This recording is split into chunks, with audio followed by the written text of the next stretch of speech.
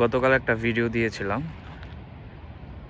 তখন ছিল একেবারে স্নোতে ঢাকা, পুরা সব ধপধপে সাদা, সেম প্লেস। কিন্তু দেখেন আজকে কি অবস্থা, কোনো বরফ নাই, কোনো সাদা নাই, পুরা সব কিছুই চেঞ্জ। এই জন্যই বলছিলাম কানাডা ঘন ঘন মুড সুইং করে, কখন কি করে বলা দুষ্কর। একদিনে কত চেঞ্জ হয়ে গেছে।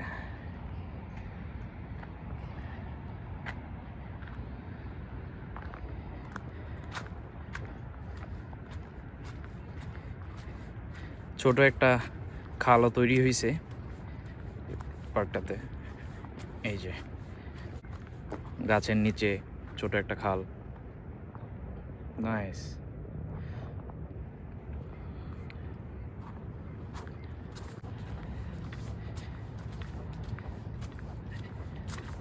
আপনি যদি এক প্লেসে থাইকা বিভিন্ন প্লেসের স্বাদ একবার নিতে চান, তাইলে আপনার ফার্স্ট চয়েস রাখা উচিত কানাডা।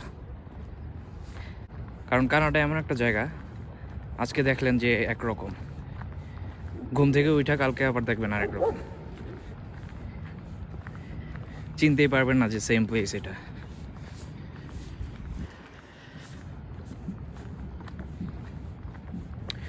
কোনো স্নো নাই, কিছু নাই। কালকে কিন্তু এই রাস্তা সহ সব কিছু একদম স্নোতে ঢাকা ছিল, ধপধপে সাদা ছিল সব কিছু। কিন্তু আজকে সম্পূর্ণ উল্টো, আজকে হচ্ছে সব কিছু একদম সবুজ। এমন হইতে পারে কালকে আবার দেখবেন সব সাদা।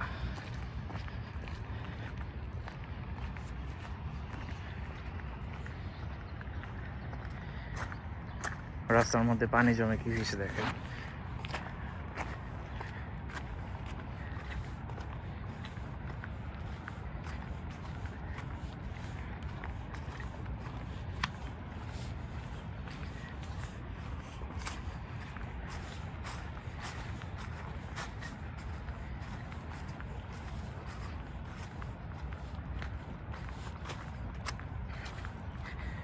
প্রতিদিনই যেন আরো নতুনভাবে সৌন্দর্য বৃদ্ধি পাইতেছে, দিন যত যাইতেছে ততই আরো সুন্দর হইতেছে।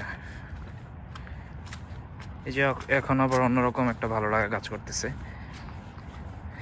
কারণ নিউ লুক হিসেবে ভালোই লাগতেছে।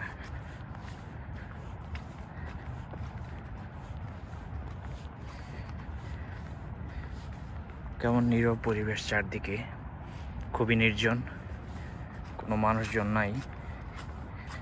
মনে হইতেছে আমি যে একটা গেম আছে না ওয়াকিং ডেড,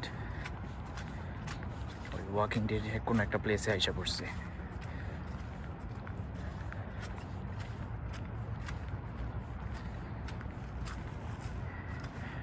এটাও মনে হইতেছে একটা পরিত্যক্ত বিল্ডিং, বাট না, এটা হচ্ছে স্কুল।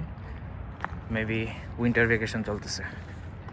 হ্যাঁ, মেবি না চলতেছে, কারণ আমারই যেহেতু চলতেছে উইন্টার ভ্যাকেশন, বাচ্চাদের তো অবশ্যই আরও আগেই দিবে। ওকে, ভালো থাকবেন, নতুন কোনো ভিডিওতে আবার দেখা হবে। আল্লাহ হাফেজ।